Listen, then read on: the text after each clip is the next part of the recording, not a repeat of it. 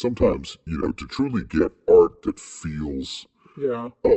utterly singular. Yeah, completely out of the blue almost. Exactly. You have to sort of dig into the soil it grew from, not just like the cultural scene, but the actual place, the geography, the history.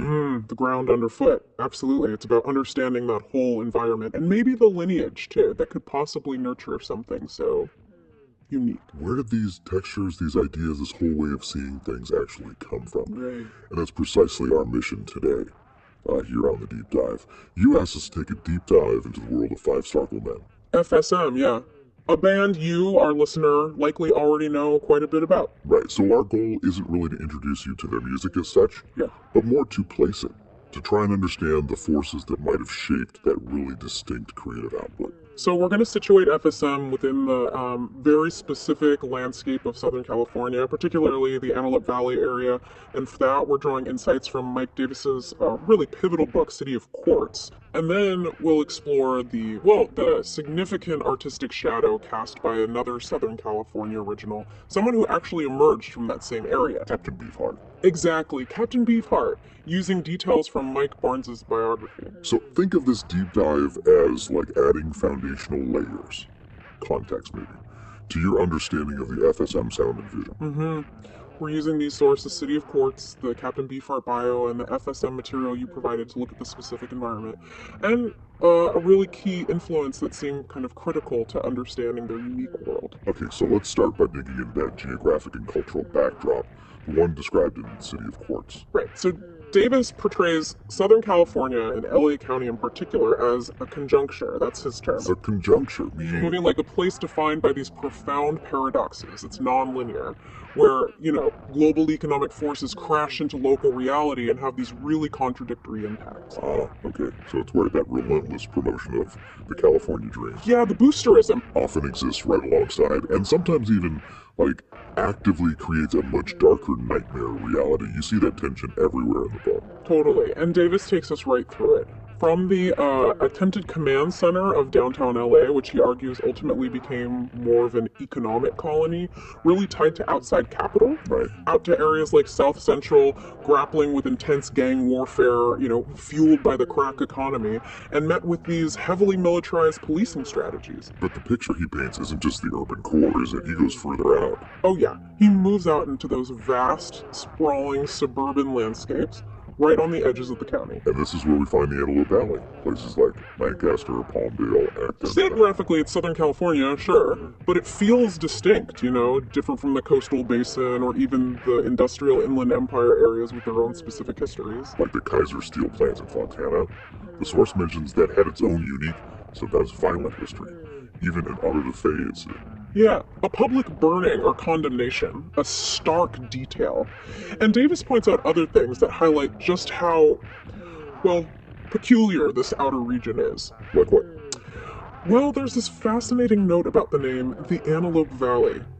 He states there's, and I quote, absolutely no evidence that thousands of pronghorn antelope ever actually roamed there historically. Seriously, no antelope in the Antelope Valley. Not historically, in large numbers anyway. Small numbers were apparently introduced much later, like during the Space Age. Partially, he says, to allow the valley to live up to its name. Wow. That says a lot. They had to invent the history to match the name. It totally underscores that idea Davis brings up from those European exiles who saw LA as this anti-city, a goby of suburbs, they called it. And while that critique maybe focused on the basin, Yeah.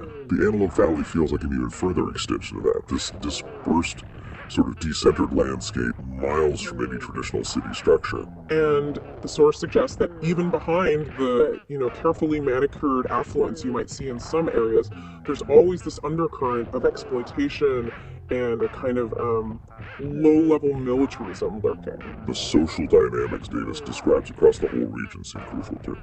Definitely. You see the rise of these really powerful forces, like homeowners associations, slow growth movements, and NIMBYism, not in my backyard. Right. And he notes how these impulses could sometimes blend with racial anxieties, especially as demographics shifted, like in the San Gabriel Valley becoming a big destination for Asian immigrants, which apparently sparked conflict with existing Anglo communities. He frames it as a kind of one-sided class struggle, doesn't he? Waged by homeowners, shaping the actual built environment. Yeah, Exactly. And then underpinning all of this are those stark realities of, urban tension, gang culture, law enforcement. Davis describes Chief Gates's LAPD institutionalizing sweeps like Operation Hammer, setting up these narcotic enforcement zones. Which the source chillingly compares to urban versions of strategic hamlets. By 1990, it notes, gang killings were averaging like 3 a day. 3 a day. It paints a picture of this raw, unpredictable tension just simmering beneath the surface. Okay, so now, let's try to connect some of this really complex, maybe disorienting landscape back to the 5 Starcle Men material you gave us. Right. Because while the FSM source talks about their time in Austin, it clearly grounds their origins in the Southern California context, specifically the Antelope Valley. So think about lyrics from a song like Abu Didzo. The source mentions references to Compton selling that chronic. Yep. Because the police phone in the car. Yeah. It doesn't feel like some detached observation, does it? It feels like a voice kind of steeped in the language and the concerns that really resonate with Davis's descriptions of the crack economy, gang activity, policing in places like South Central LA. It's like the harsh realities from City of Quartz are being processed, maybe, refracted through their own specific artistic lens. Exactly. Or consider that really bizarre clip from the FSM record log you shared. Oh yeah, the construction workers. Right. 2 city construction workers fight in the middle of the street and call each other fags. A Starcle plate falls from the sky and crushes one like a sour grape to forever stain the asphalt. It's so surreal, almost absurd. It is. But when you view it through that City of Quartz perspective, it takes on another layer, maybe? It sort of resonates with that sense of underlying social tension, the potential for sudden, raw violence. Yeah, and just the way that the bizarre can just erupt into the mundane in that kind of environment. Yeah. It's maybe not a direct correlation to the, 3 gang killings a day statistic, but it captures that feeling, that sense of a place where life can be abrupt, strange, violently interrupted. And the law also mentions a sister trying to cut the narrator with glass in Monrovia. Right, another LA County location, firmly placing these bizarre, violent little vignettes within the described geography. And what about the Dementia Boy narrative, with its themes of distorted reality? The brain disorder affecting sight. Seeing people with multiple heads or arms. And that central struggle to just get a grip on reality. Yeah. It feels like it could almost be a direct artistic response to that sense of disorientation, the one embedded in the whole dream-turned-nightmare theme of Southern California. It kind of makes sense, doesn't it? Living in such a sprawling, paradoxical, maybe unstable environment, it could easily breed a feeling of reality itself being fragmented or, difficult to hold on to, which seems mirrored in that narrative. Okay, so shifting gears a bit, from the place itself to a key influence, let's turn our attention to Captain Beefheart, Don Bensley. Right, and the biography places him squarely in Lancaster, part of that same Antelope Valley landscape, especially in his earlier years. The book even notes details like Frank Zappa leaving Lancaster for LA back in '59. Yeah, and importantly, that Van Vliet himself was apparently interested in Jeff Cotton's band rehearsing there in Lancaster. He'd come over to my house, sit outside in his black Jaguar sedan, and listen to us. Wow, so that's a direct geographic link. And an early social one, too. Beefheart's formative environment was the same Antelope Valley area connected to FSM's origins. And the biography explicitly calls Beefheart an acknowledged influence on musicians in every genre, from avant rock to pop. And FSM, with their deeply experimental nature, they fit pretty comfortably within that lineage, don't they? Artists taking inspiration from Beefheart's really unique path. Absolutely. And what's particularly insightful, I think, from the biography are the parallels in, artistic aesthetics and method. Also, well, Beefheart didn't just do music, right? He explicitly linked his music and his painting. He used instruments to create textures and palettes, like a painter would. Okay. He'd name paintings after songs. His painting style evolved, skirted abstract expressionism, primitivism, later moved to figurativism, often animals, anthropomorphic forms, frequently on raw, unprimed canvas. And you see a really strong echo of that in the FSM material here, sure. Oh yeah, totally. They weren't just making music either. There's that blend of music, lyrics, these complex concepts, and visual art. The fight placement books, the tablets, the Starcle skirt with a Starcle vampire. Yeah, the table hat, described as a Krivos block suit, the Schoonerbro album art. The FSM source even notes Glenn was a seamstress and made garments like the Starcle skirt. So adding this whole material visual dimension. Exactly. This multimedia, conceptual, sometimes kind of anthropomorphic approach. It finds a really clear precedent in Beefheart's integrated artistic practice. Which raises a fascinating question about how they actually compose things, their methods. Right, and the Beefheart biography describes Van Vliet's approach as really intuitive exploratory, based on, quote, less specific musical ideas. Less specific. Yeah, it highlights how the band members often felt like they needed to, well, translate these ideas into something playable. Apparently, they initially even found concepts like 34/68 rhythms too complex, and their anecdotes about Beefheart seeming not to know anything about music in a traditional sense. Okay, that unconventional process, where the concept, maybe abstract or non-musical, dictates the sound, that seems incredibly relevant to FSM. It really does. Think about those concepts in your sources. Like Donovan Polsey, defined as pinpointing a used part done to stimulate. Right, or Krivo's block, diagonal toward existence, shot from eye, crashing onto existence, formation where you don't exist. Exactly. The sources give us these abstract definitions, and while they're still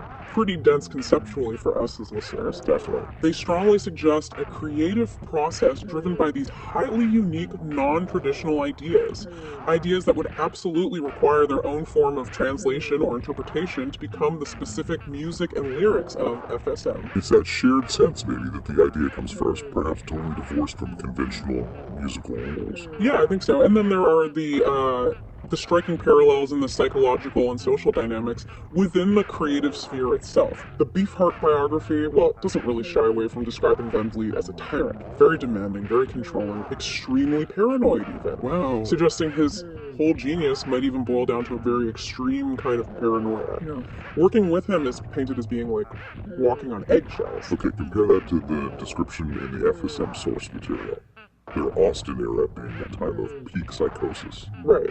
Including those specific beliefs, like being framed for the O.J. Simpson murders, the world would end in 1997. And the mention of that elusive San Pedro mental ward incident. It points to this shared thread, maybe, of intense, perhaps unstable psychological state. That aren't just present, but seem deeply intertwined with the actual creative engine for both artists. And that internal dynamic described in the FSM source, like the rift between Luke and Glenn over who would become the best Starcle nominee, but also hints at a dynamic possibly driven by these powerful internal conceptual frameworks, and perhaps competing, really intense visions. And both artists, to varying degrees, also operated decidedly outside mainstream commercial expectations. Definitely not aiming for pop charts. No. Beefheart is described as sitting uncomfortably on the fence that separated commercial concerns with a self-image as an artist and a disruptor of musical norms. In FSM's profoundly challenging nature, their esoteric concepts, their whole presentation, it places them squarely in that tradition, prioritizing unique artistic vision over accessibility or, commercial norms. Yeah, and one final detail from the Beefheart bio that kind of resonates. His struggles remembering lyrics, using cue cards on stage, Right. even turning his amnesia into a spectacle, apparently. It suggests this mind grappling with its own output, maybe, integrating moments of internal chaos right into the performance itself. And while the FSM sources don't detail that specifically for them, it does make you wonder, doesn't it, how their complex, conceptually dense material actually manifested in live performance or presentation. Yeah, and if there were similar points of, friction or unconventional methods used. Okay, so, weaving these threads together, what does it all tell us? What's the takeaway here? Well, it suggests that Five Starcle Men weren't just some random, isolated emergence of bizarre art. Right. They appear more as an artistic entity that's really deeply rooted in a specific place, and also influenced by a particular creative lineage. Their unique aesthetic, that blend of bizarre concepts, disjointed narratives, experimental sound, multimedia art, it seems powerfully contextualized by Southern California as Davis depicts it in City of Quartz. Yeah, a place of stark contrasts where reality feels constructed like that antelope myth. Right, where underlying social tensions can just erupt strangely, and where disorientation can kind of be part of daily life. And the Antelope Valley, specifically, being on that semi-arid edge, it offers a distinct, maybe isolating vantage point within this larger, complex region. And their approach to creation, their intense internal world as described in the FSM source material, it resonates so strongly with the path blazed by Captain Beefheart. A fellow artist from the exact same area whose genius, according to the biography, was deeply intertwined with unconventional methods and this complex, perhaps difficult personality. So Beefheart provided a kind of model, maybe, for an artist operating way outside the norm, driven by conceptual intuition. And integrating his unique psychological landscape directly into the work itself. So FSM's world, with its Krivos blocks, Donovan Palsy, Dementia Boy, and lyrics touching on both harsh urban realities and these sudden bizarre events, it becomes even more compelling, I think, when you view it as a product of this specific confluence of place and artistic spirit. It feels like a continuation, doesn't it? Or maybe a transformation of a certain kind of avant-garde expression that seems uniquely suited to the, well, sometimes beautiful, sometimes harsh, often contradictory soil of Southern California. So we've taken this deep dive into the sources to explore the environment and the influences that seem so crucial to understanding the unique world of 5 Starcle men. And by situating them within that complex reality of Southern California, as described in City of Quartz, and drawing those parallels with Captain Beefheart's creative journey from the biography. Hopefully, we gain a much richer context for how such singular art might come into being. So maybe consider this provocative thought as you reflect on FSM's work, maybe even Beefheart's. What is it about certain places, particularly those defined by stark contrast, maybe those existing on the edges of more conventional centers? What is it that seems to uniquely foster such fiercely original, perhaps even challenging artistic voices?